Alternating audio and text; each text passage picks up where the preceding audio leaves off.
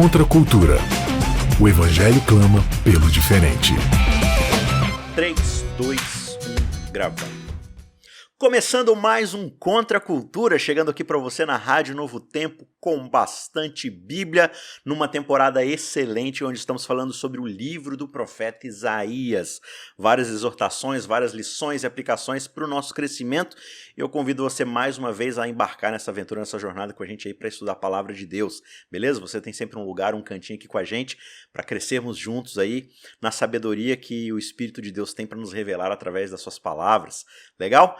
E juntamente comigo, mais uma vez, ele retorna para continuarmos a nossa conversa, o pastor Moisés Sanches. Pastor, mais uma vez, obrigado por ter aceitado o convite e ter contribuído com a gente aí. E acho que essa participação novamente vai ser muito proveitosa. Prazer é nosso estar com você, estar com os ouvintes, para continuar estudando a Bíblia e um pouquinho mais desse profeta maravilhoso que é Isaías. Para quem não acompanhou o episódio passado, o professor e pastor Moisés, ele é professor ali no nosso Centro Universitário de Hortolândia, né? O IASP. Agora a gente está indo para o capítulo 6 de Isaías, onde a gente vai ter aqui uma visão do chamado de Isaías.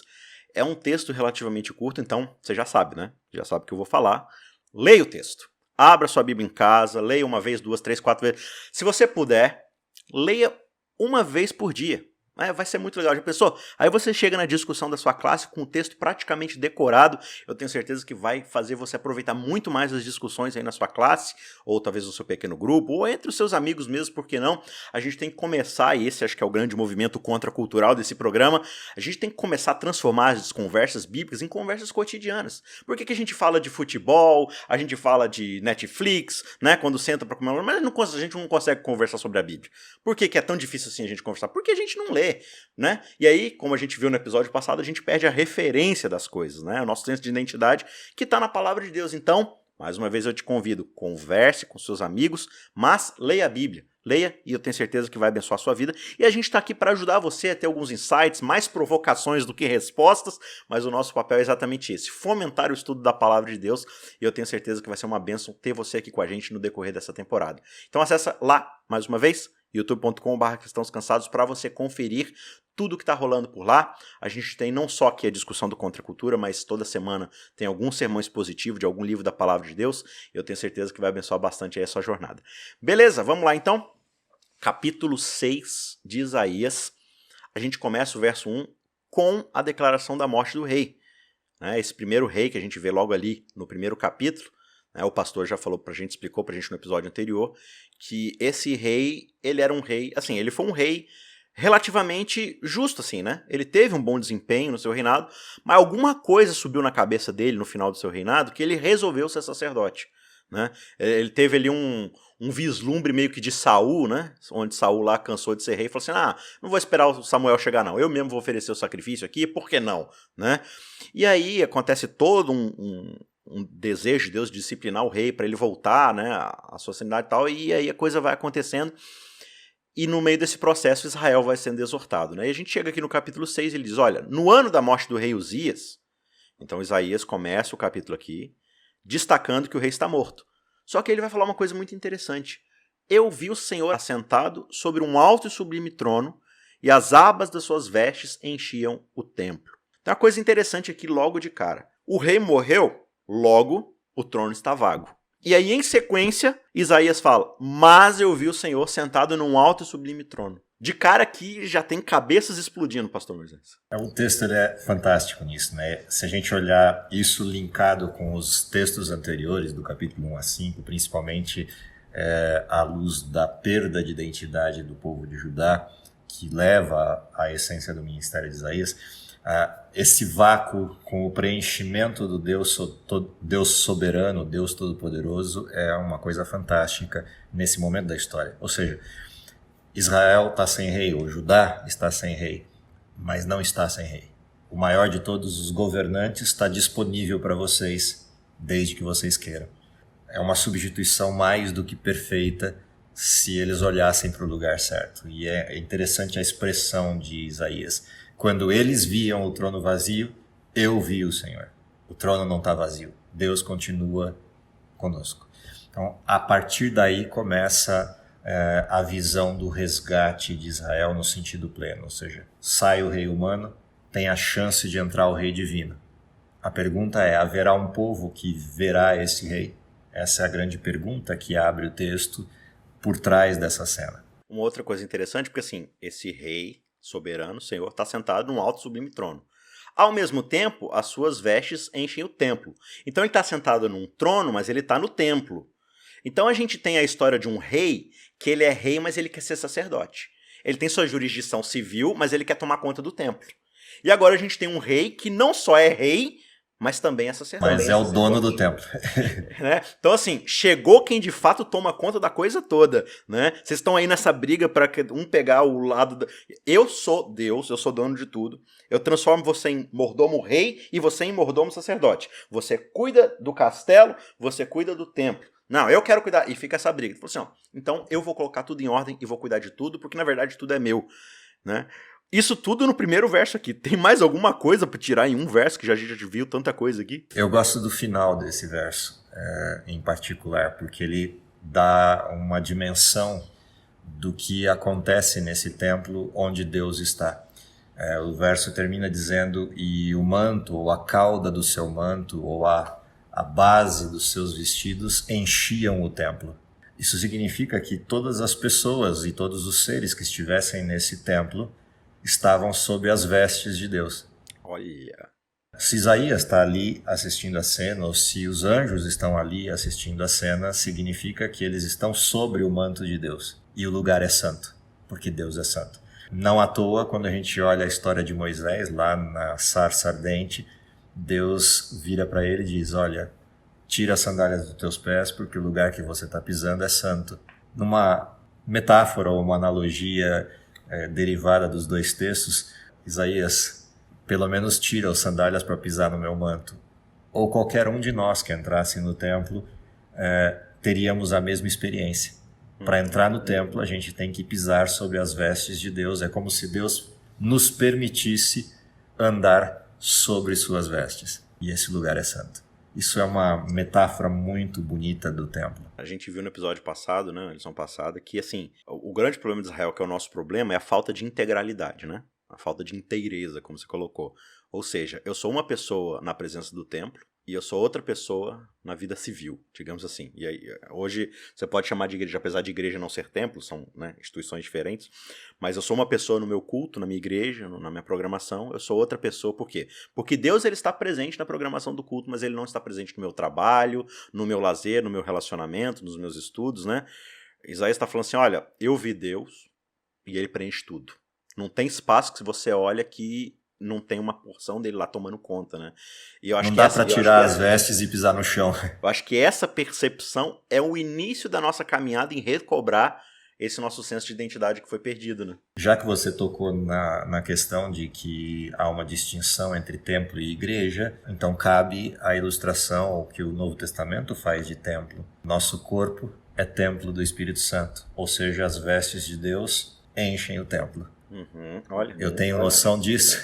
Eu tenho consciência de que nenhum pedacinho da minha estrutura está sem Deus. E se estiver, significa que toda a estrutura está sem Deus. Porque com Deus, ou é tudo, ou é nada. Não tem mais ou menos, não tem um pedaço do templo com as vestes de Deus. Ou todo o templo está coberto com as vestes de Deus, ou nada dele está. Que é o caso quando você chega lá no Novo Testamento, e aí você começa, por exemplo, o Evangelho de Marcos, aí você tem lá João Batista falou assim, voz do que clama no deserto, preparai um caminho para o Senhor. Mas peraí, como assim voz? E não é assim, não é que João é a voz que clama no deserto, João é a voz do que clama no deserto. João é a representação vocal de alguém que está lá no deserto gritando. Aí você fala assim, mas peraí, o lugar de Deus, a Shekinah não é no templo? E você vai ver no Evangelho inteirinho, nos evangelhos, que Deus não está no templo, né? Tanto é que Jesus chega lá e, né, derruba tudo e fala assim, ó, vocês transformaram isso aqui num esconderijo de bandido, né? Por uma razão básica, é a história que nós estamos lendo aqui. Começando aqui. Se pegar a parábola da vinha que estudamos no outro programa com a história de agora, você vai ver que aquela parábola pontuava que a terra ia ficar devastada. E ela começa pelo templo, porque antes da invasão babilônica, os utensílios do templo, e principalmente o trono de Deus, a arca, é retirada do templo, e ao ser retirada do templo, ela não retorna mais. E a expressão que está ali, Icabod, foi-se a glória do templo, ela só retorna ao templo quando Cristo é apresentado ao templo lá nos evangelhos. A glória voltou ao templo. Ou seja, o templo, na proposta de João Batista, estava vazio. Quando João Batista está pregando, o templo está vazio. Não tem glória lá. A glória está fora do templo. Está lá no deserto. Está no deserto. E depois se manifesta no batismo, né? Exatamente. Você vê aí a Shekinah do Espírito Santo descendo ali no próprio filho. Ou no Monte da Transfiguração. Ou, exatamente, lá na Transfiguração. Você falou um ponto aí do trono aí agora que eu me lembrei, né? A arca é o trono de Deus, inclusive a tampa do propiciatório é chamado de assento da misericórdia, né?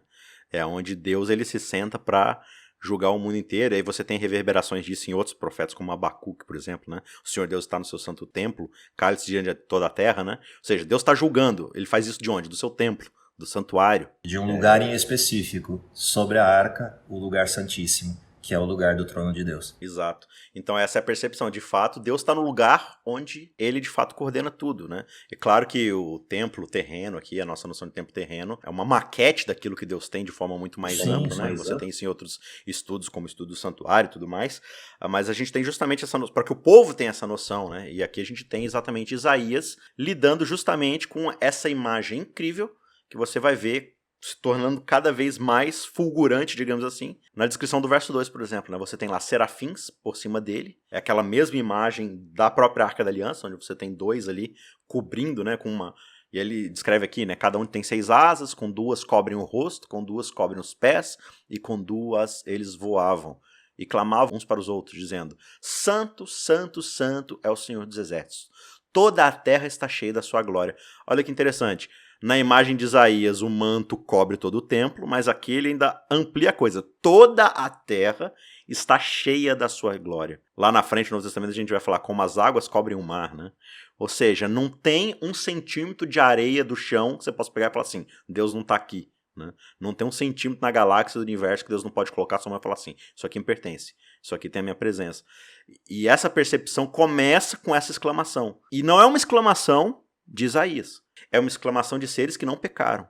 Seres perfeitos, né? Criados, mas perfeitos. Serafins. A elite ali, talvez, dos anjos, né? Não quaisquer anjos, né? Mas os anjos que cobrem ou que estão à presença de Deus, né? Se você olhar essa referência dos serafins, do trono, digamos assim. Eles aparecem lá na abordagem de Apocalipse capítulo 4, na figura ou na imagem de 4 seres viventes ao redor do trono, com o mesmo clamor: Santo, Santo, Santo. E é curioso porque na versão de Apocalipse desses mesmos seres, eles ainda refletem a imagem de quem está no trono, ou a imagem das pessoas da divindade.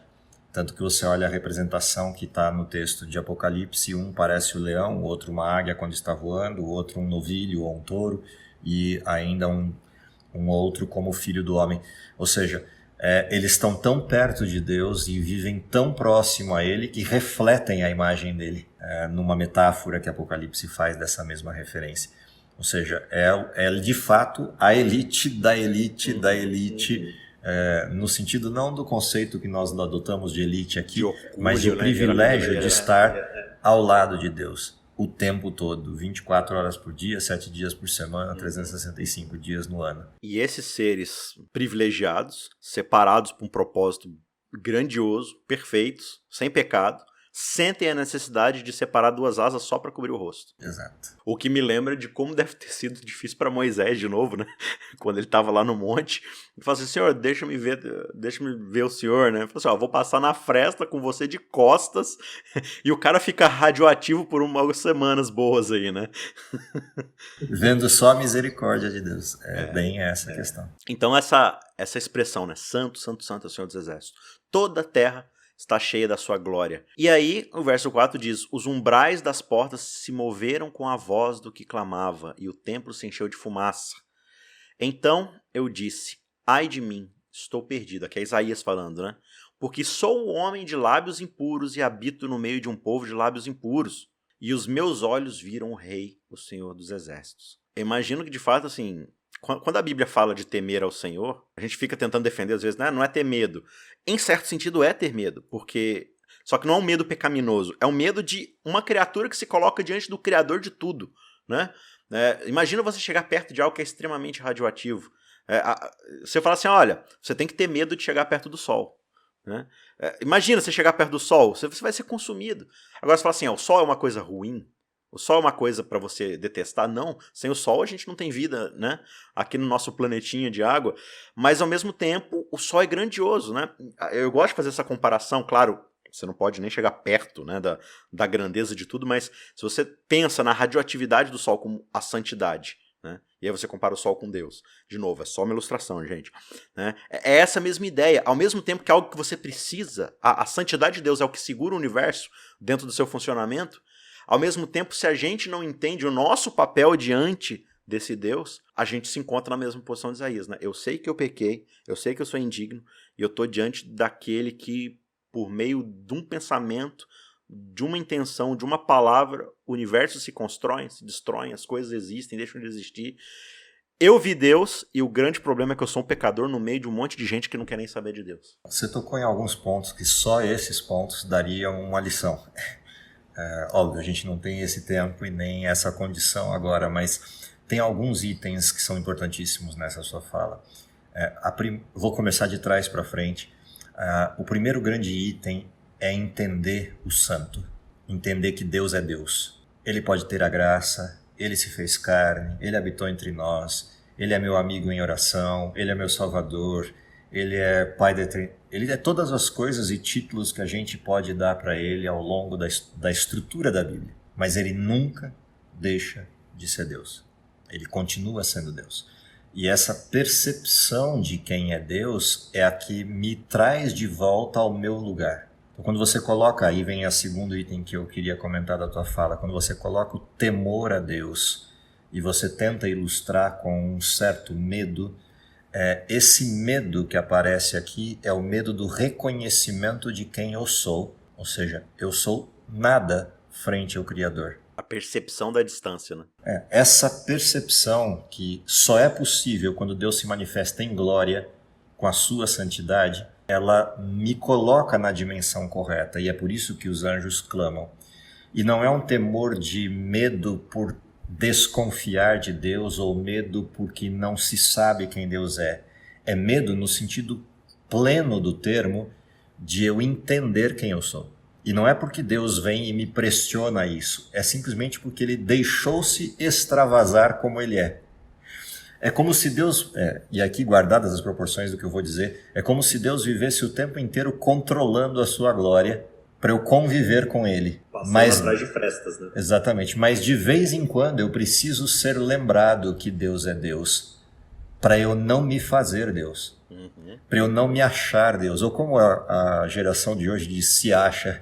Assim, tem horas que a gente precisa se defrontar com Deus para não se achar. E é o que aconteceu com Isaías. Ele não teve outra manifestação que não cair prostrado dizendo, estou morto. Se ele continuar manifestando a glória assim, não sobra nada. E aí vem a hora que Deus para. Deus congela essa glória e diz, não, calma, não é assim.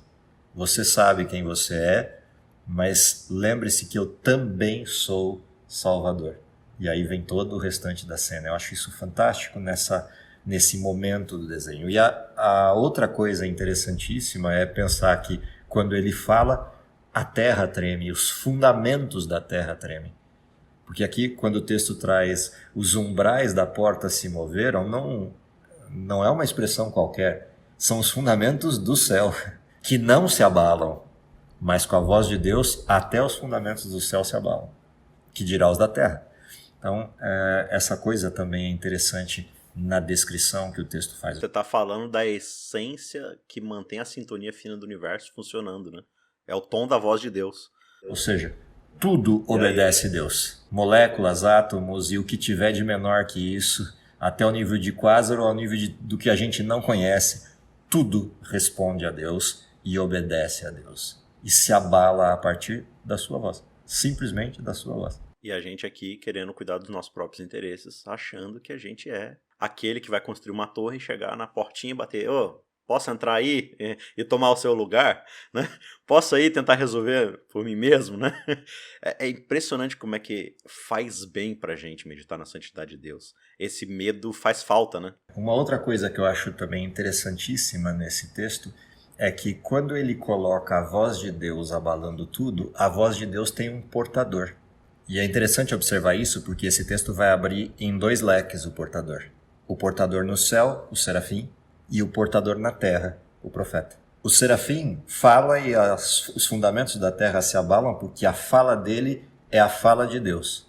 Mas quando Isaías vai falar, ele está como um sujeito de lábios impuros e não pode falar por Deus. E aqui tem uma necessidade que aparece no texto, que é, enquanto Isaías não é transformado por Deus, ele não pode falar e abalar a terra como Deus. Guardadas, obviamente, as proporções do que eu estou dizendo, mas a ilustração do texto traz isso à tona, de que tem um portador. Eu me lembro da ressurreição de Jesus, na forma como ela é descrita, um anjo dizendo, teu pai te chama, e a estrutura da terra se abalou, e a rocha se moveu, e Cristo ressuscitou. E todos os anjos, se a gente lê isso na versão do Desejado, todos os anjos malignos que guardavam, inclusive Satanás, a porta do túmulo, caíram prostrados, não só os soldados romanos, mas todos os anjos, com um anjo que falou em nome de Deus. É um poder que ultrapassa Deus a partir da criatura, se essa se coloca nas mãos dele. E isso é fantástico no texto. É porque se a glória dele permeia toda a terra, tudo aquilo que consegue ressoar na mesma frequência vai ser reverberado por essa glória, né? Com a mesma intensidade. Com a mesma intensidade. Aí você me lembra, por exemplo, mais uma vez de Moisés, né? Acho que Moisés tem bastante essa similaridade com a ideia da glória de Deus, mas Deus vai lá, chama Moisés, tem toda aquela resistência, né? Moisés começa, como o pessoal diz, né? Começa a forgar pro lado de Deus. Não, mas não vai dar. Não, mas eu também sou gago. Não, mas não sei o que lá. E aí Deus dá uma bronca nele. Ele fala assim, ó, quem é que faz a boca do homem? Quem é que faz as coisas? Quem é? Você está duvidando do meu poder? E ainda assim, quando Moisés vai para cumprir sua função, ele quase morre, né? E aí tem todo aquele episódio que é um pessoal... Com a esposa e tudo. Mas a esposa precisa ir lá circuncidar. Porque na pedagogia daquela época, a circuncisão era essa noção de se entregar à santidade de Deus, né? De ser separado para esse propósito. Então você está indo lá ser boca, eu criei sua boca, mas ao mesmo tempo você precisa estar na mesma frequência. Você precisa estar submisso à minha vontade para poder cumprir a missão. E, assim, uma aplicação completamente descabida, mas acho que é importante falar. Muitas vezes hoje a gente quer reverberar a voz de Deus com a nossa própria vontade, né? E eu costumo dizer que, assim, poucas coisas nesse mundo são mais perigosas do que alguém empenhado na missão de um Deus que não conhece. Quando a gente não conhece a Deus e quer carregar a sua missão, a gente faz um estrago muito grande, né? E a gente vai para as redes sociais e eu já vi tanta gente metida a apologeta querendo defender a honra de Deus como a Chiquinha defendendo o seu Madruga, né? É mais difama o nome de Deus, traz opróbrio ao nome de Deus do que de fato leva a fé, a esperança e a noção da santidade de Deus para as outras pessoas. Então acho que essa lição que Isaías traz pra gente, claro, de uma forma muito mais incrível, muito mais, né, iluminada que santa e tal, mas acho que a percepção que a gente tem, com quem que a gente está lidando, né? Se a gente perde essa noção, é o propósito aqui de toda essa temporada. A gente perde a noção de quem nós somos. E aqui o serafim vai voltar aqui no verso 6 para diante dele. Então um dos serafins voou até mim, trazendo na mão uma brasa viva que havia sido retirada do altar com uma pinça. Com a brasa tocou a minha boca e disse, eis que esta brasa tocou seus lábios. A sua iniquidade foi tirada e o seu pecado perdoado. Depois disso, ouvi a voz do Senhor que dizia, a quem enviarei? E quem há de ir por nós? Eu respondi, eis-me aqui, envia-me a mim. Então ele disse, vá e diga a este povo. E aí vai vir uma mensagem aqui, que a gente vai discutir depois, mas antes a gente tem bastante coisa para ver aqui. A gente tem um serafim, um desses aí que está falando e fazendo a terra tremer, representando Deus. E aí ele percebeu o que aconteceu com Isaías, que está lá tremendo que nem uma vara verde, né? Achando que vai morrer, e fala assim, ó, calma lá, eu vou purificar você. Está representando novamente a santidade de Deus. Ele retira, tem toda uma simbologia aqui acontecendo, né? Ele retira uma brasa, mas essa brasa está no próprio altar, e aí ele purifica Isaías, toca os lábios de Isaías, que vai ser o grande instrumento de Deus ali, né? Para poder alcançar o povo. Então a gente já tem um intermediário, um profeta, um mensageiro, que vai falar agora com os lábios santificados por Deus e dá todo um propósito. Acontece aqui um processo, né, pastor, de transformação na vida de Isaías. Não, aqui há algumas coisas interessantes nesse texto e que fazem analogia, já que você citou o caso de Zípora com o filho de Moisés, quando Zípora vai lá e circuncida o filho de Moisés e depois traz o produto dessa circuncisão e vai até Moisés e diz, você é um esposo sanguinário. Quando você correlaciona essas duas histórias que você levantou, O que é interessante aqui, Isaías é um sujeito de lábios impuros, embora ele já não seja impuro no sentido de que ele foi circuncidado, ele é um filho de Israel, aceitou o chamado a ser profeta, mas tem algo que ainda falta para que ele possa falar em nome de Deus. A segunda coisa que eu acho interessante nesse texto, você fez a ilustração a partir do altar. Eu gosto de olhar esse texto a partir do céu. No olhar para o altar do incenso tem uma peculiaridade, porque diz o verso anterior que o templo se encheu de fumaça. E essa expressão do templo se encher de fumaça, ela traz algumas cenas à tona. Por exemplo, o dia da expiação, o término do juízo investigativo, o templo se enche de fumaça. Ela traz momentos decisivos na história. Ao mesmo tempo que ela ilustra o limite da graça, mas também ilustra a transição para um juízo. Se eu estou no dia da expiação, é o limite da graça sobre o povo e a aceitação de um ano inteiro de sacrifícios, mas também a delimitação do juízo sobre um bode que virá na sequência sendo solto no deserto. Se eu olho para o desenho de Apocalipse, é a limitação do juízo investigativo que salva o povo de Deus e o delimita como sendo inscritos no livro da vida, mas abre o chamamento para os flagelos, as pragas que cairão sobre os ímpios. Se a gente olha aqui no texto de Isaías, é um divisor de águas esse templo se encher de fumaça, e se o altar do incenso é o altar em cena, então o clamor por misericórdia é o que salva Isaías e limpa os seus lábios para ele sair do templo com, ao mesmo tempo, uma mensagem de misericórdia e de salvação, mas também o anúncio do juízo para quem não aceitar essa salvação. É o divisor de águas. É interessante observar essa cena sob essas perspectivas do que os outros textos trazem. Se eu estou entendendo essa cena a partir do dia da expiação, então significa que Israel já tomou sua decisão. E o que Isaías vai dizer vai produzir flagelos e não conversões. Mas Isaías saiu do templo convertido. Isaías saiu do templo pleno. Isaías saiu do templo purificado. Então, para ele, o templo se encher de fumaça serviu, mas não necessariamente para quem vai ouvi-lo. Todas essas coisas dão muita margem para um monte de discussões interessantes nesse texto. A reverberação da primeira mensagem, né? É chegada a hora do seu juízo. Deus sentou no trono, né? E Deus não senta no trono para brincar, ele não senta no trono para passar o tempo, ele senta no trono para julgar, para decidir, para trazer a ordem para o universo, porque esse é o grande papel de Deus, né? Manter o universo funcionando, refletindo bem o seu caráter, o seu propósito. E quando as coisas começam a sair do prumo, não por causa dele, mas por causa da sua misericórdia, né? Do tempo que eles têm de graça, mas em algum momento chega o dia de prestar contas, de temer a Deus, de dar-lhe glória, porque é chegada a hora do seu juízo. E talvez para Israel, como a gente vai ver um pouco aí da mensagem, né?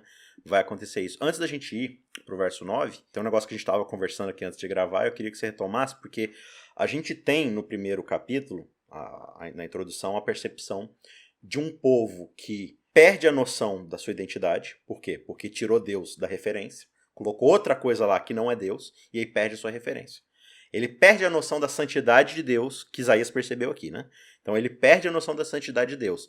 Perder a noção da santidade de Deus, ele perde o comparativo. Então ele não tem mais com quem se comparar. Então ele começa a pecar achando que está tudo certo. Que basta eu ir lá no templo e pagar um favorzinho lá, que eu continuo aqui na minha vida de pecado. E entrando nesse hedonismo, nesse ensimismamento, ele perde a noção de para onde ele está indo e qual é a sua missão, qual é o seu propósito dentro da aliança, o que ele veio fazer, o que Israel deveria fazer dentro da aliança. É um processo de desconstrução que começa com a identidade e termina com o propósito. Perda do propósito ali, né? Com Isaías está acontecendo a conversão disso. A desconstrução da desconstrução. Essa inversão é fantástica, né? Você está olhando o processo, literalmente é o espelho, né? Você olha o capítulo 1, olha o capítulo 6, olha o capítulo 1 mais o 5 versus o capítulo 6, você tem o espelho de uma história. Então, Isaías, você tem um sujeito convertido, mas que passa por um processo de percepção de quem se é.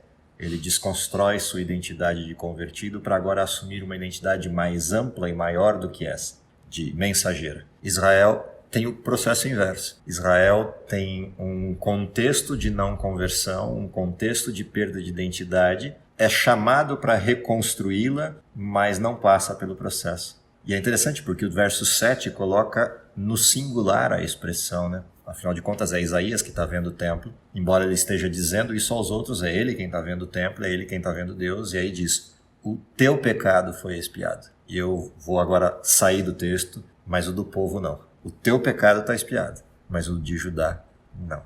Essa é uma coisa grave nesse comparativo entre os dois textos, a partir da desconstrução que aconteceu da identidade de Isaías.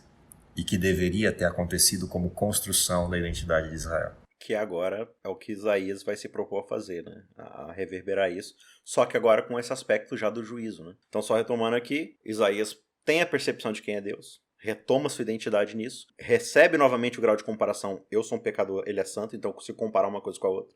E aí, quando eu me coloco diante de Deus, o meu medo é justamente porque eu percebo a diferença abismal, né, ontológica que existe entre as duas coisas, né? E aí ele fala assim, olha, você está perdoado e me devolve o senso de identidade, ou seja, agora você vai. E ele diz, não, eu estou aqui, envia-me a mim. Então ele fala no verso 9, tá, então isso aqui é que você vai falar para o povo. Ouçam, mas sem entender. Vejam, mas sem perceber.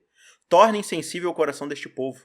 Endureça-lhe os ouvidos e feche os olhos dele, para que não venham a ver com os olhos, ou ouvir com os ouvidos, e entender com o coração, e se convertam e sejam curados. Aí continua, né? Mas é interessante que Deus está mandando uma mensagem esquisita aqui, né? Ele está falando assim, olha, fala para o povo para eles poderem não entender, não acreditar, não se arrepender e ficarem com os olhos fechados e fecharem os ouvidos. Só que tudo isso aqui que Deus está falando, o povo já está fazendo. Então é meio confusa essa linguagem aqui, né? Na realidade, essa é a expressão de uma das coisas polêmicas do Velho Testamento, como, por exemplo, Deus endureceu o coração de Faraó. Volte e meia alguém faz uma pergunta, mas como Deus pode endurecer o coração de alguém? Então quer dizer que Deus está provocando a perdição? Existe uma questão básica aqui. A verdade que não converte, ela enrijece. Então o que está acontecendo nesse texto é basicamente isso. Deus está falando, vai e proclama a mensagem de misericórdia e arrependimento ao povo. Mas já saiba que quando você fizer isso, quanto mais você pregar, mais surdos eles vão ficar. Porque eles vão se irritar quando você disser para eles que eles estão errados. Eles vão ficar bravos contigo quando você disser para eles que eles estão longe de Deus. E vão ficar mais possessos contigo quando você disser que eles têm que voltar. Porque eles não querem. Então, quanto mais você insistir para que eles voltem para casa, mais eles vão ficar bravos com você, porque eles não querem voltar para casa. Você entende isso, Isaías? E ainda assim você quer que eu te envie? Porque lembra, isso começou com uma pergunta, a quem enviarei? Essa é a pergunta de Deus no fim do processo, quando Isaías está puro. E Isaías fala, não, pode mandar que eu vou. Mas você tem certeza? Você tem noção das implicações do seu ministério? É disso que se trata, ou seja, eu estou te chamando para uma missão falida. Você tem noção disso? Você não é o evangelista que vai batizar multidões, né? Quanto mais você pregar, menos pessoas se converterão, mais pessoas ficarão bravas contigo. Você tem noção disso e ainda assim vai. É disso que se trata essa conversa de Deus com Isaías. Ele está descrevendo o que vai acontecer para que Isaías não tenha falsas expectativas. O interessante é que Isaías aceita a missão e cumpre a missão como tivesse aguardando conversões. Ou seja, ele vai com a mesma intensidade, como se o povo fosse ouvir. E essa é a parte fantástica da aceitação de Isaías desse ministério. Ou seja, ele literalmente não está preocupado com o resultado, ele está preocupado com quem o mandou para a missão. Essa é a percepção que se tem da santidade dele, né? Ela já te satisfaz, né? Mas eu tenho a impressão, muitas vezes, que essa esperança... De novo, tem que tirar sandálias para falar desse tipo de coisa, mas essa esperança que Isaías tem, eu vou falar ainda com a expectativa de que eles vão aceitar. A gente fala de um Deus onisciente, que ao mesmo tempo também tem essa expectativa, né? Eu imagino. Ele sabe que eles não vão aceitar, e ainda assim, ele tá mandando ele lá para falar. Não é simplesmente falar assim, eu avisei. Gente, eu tô indo aquilo que é possível para eu não atropelar a vontade de vocês, eu tô fazendo. Seguindo o que você falou, tira as sandálias porque é santo o lugar de falar essas coisas. O amor de Deus, ele é às vezes estranho pra gente. Porque o amor de Deus não está só no desejo que ele tem de que todos o aceitem e retornem para casa, como um pai esperando o filho voltar. O amor de Deus vai ao limite do que esse filho vai perceber quando entender a escolha que fez, mesmo não querendo voltar. Ou seja, Deus ama até o limite máximo, que é o limite de permitir que ninguém tenha desculpa de eu não fui convidado o suficiente. Se o senhor tivesse feito mais isso aqui, eu teria aceito. Não, ele vai ao limite da pessoa falar, não, o senhor fez tudo. Eu tenho consciência de que o senhor fez tudo e eu tenho consciência de que eu escolhi mesmo não ir para casa. Fique tranquilo, porque eu não vou culpá-lo por isso. A culpa é exclusivamente minha. Eu não quis. O amor de Deus vai ao limite extremo de chegar a essa percepção.